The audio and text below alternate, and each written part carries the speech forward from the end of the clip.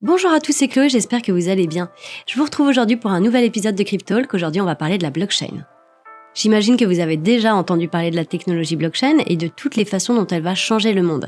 Et à un moment, vous vous êtes très certainement dit « mais qu'est-ce que c'est que cette blockchain ?» Alors aujourd'hui, je vais tenter de vous expliquer de la manière la plus simple possible. Allez, installez-vous confortablement, c'est parti. Cryptalk, c'est le podcast dédié à la crypto. Alors chaque vendredi, où que vous soyez, embarquez-nous avec vous. On va imager ça, on va se dire que la blockchain c'est comme un club obsessionnel rempli de membres qui aiment garder une trace des choses. Et donc ce club, il a une tonne de règles compliquées pour s'assurer que chaque membre écrit exactement le même ensemble d'enregistrements sur ce qui se passe chaque jour. Une fois les données enregistrées et acceptées, il devient difficile de les modifier car de plus en plus d'enregistrements sont ajoutés au fil du temps. Ensuite, n'importe qui peut venir vérifier tous les disques durs des membres de ce fameux club et dire par exemple « Oh, dis donc, Phil Manning a effectué une transaction à 8h du matin et a reçu une pizza par la suite. » Voilà, grosso modo, comment on peut imaginer la chose. Et là, vous vous demandez sûrement « Mais quel est le rapport avec la blockchain ?»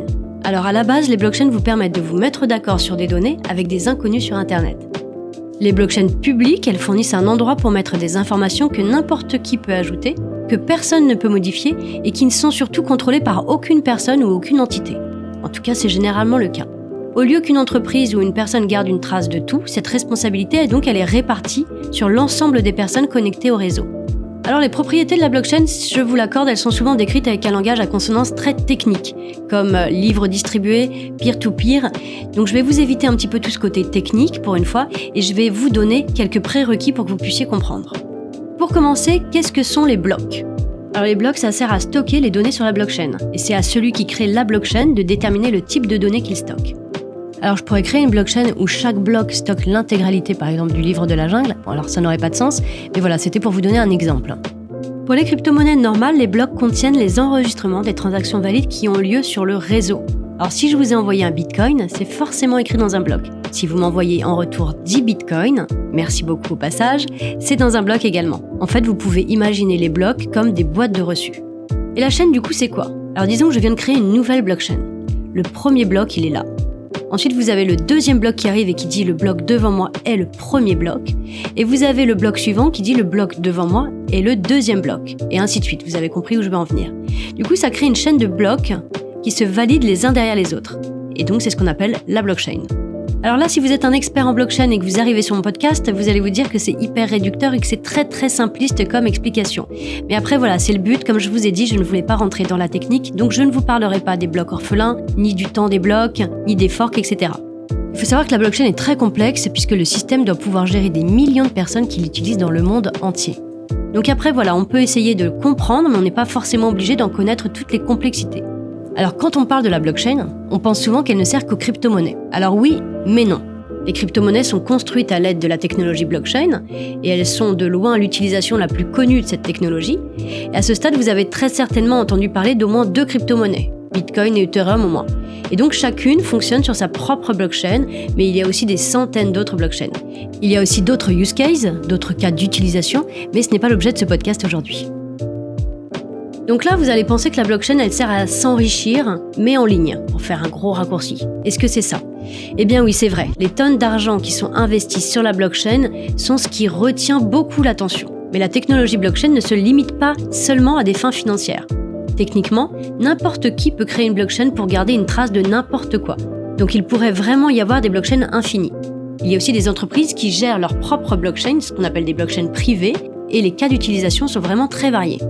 Et même si vous ne suivez pas l'actualité de cette technologie, la blockchain vous concerne quand même. On parle beaucoup de blockchain en disant que ça va tout révolutionner et que ça pourrait être le prochain Internet. Je suis sûre que vous l'avez forcément déjà entendu. Alors après, vous n'êtes peut-être pas né d'hier, donc vous ne pouvez pas vous dire que ces affirmations sont un peu exagérées. Cependant, il est toujours possible qu'elles soient prises en charge par de nouvelles entreprises, applications et systèmes fascinants, lucratifs ou pas d'ailleurs. Du coup, je pense qu'il est quand même intéressant d'avoir une compréhension de base de cette technologie. Alors vous allez me dire, ça paraît un petit peu opaque, mais ça ressemble à quoi la blockchain ? Est-ce que c'est un site web ? Est-ce que c'est une application ? Est-ce que c'est une expérience interactive ? Les blockchains commencent leur vie comme une liste complètement vide, sans aucune information. Ensuite, les créateurs créent un bloc appelé bloc Genesis, qui n'est que le premier bloc de la chaîne. Alors contrairement à tous les autres blocs, il ne renvoie à rien. Les gens peuvent ensuite ajouter des informations au fur et à mesure du temps. Alors à quoi ressemblent ces informations ? Alors ça va dépendre de la raison d'être de la blockchain. S'il s'agit d'une blockchain de crypto-monnaie, ça sera majoritairement des transactions. Mais alors s'il s'agit d'une blockchain destinée au suivi de vos parties de pêche par exemple, ça sera probablement un peu plus différent. Mais ça peut être des blockchains sur absolument tout, ça peut être pour horodater des documents importants, ça peut être pour de l'immobilier, ça peut être pour de l'art, ça peut être pour tellement de choses finalement.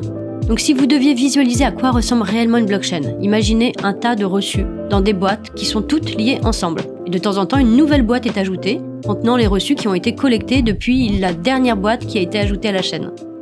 Et dans notre exemple, les reçus sont des transactions et les boîtes sont des blocs. La gestion des transactions au fur et à mesure qu'elles se produisent avant qu'elles ne parviennent à la blockchain est effectuée par un réseau d'ordinateurs communément appelé nœud et qui exécute un logiciel spécial qu'ils utilisent pour communiquer entre eux. Et ça sera peut-être l'objet d'un prochain podcast. Voilà, ce podcast est maintenant terminé, j'espère vraiment qu'il vous aura plu. N'hésitez pas à liker si vous êtes sur YouTube et à mettre en favori si vous êtes sur une plateforme de streaming. Moi je vous dis à la semaine prochaine, bon week-end à tous, c'était Chloé de Filmmanning.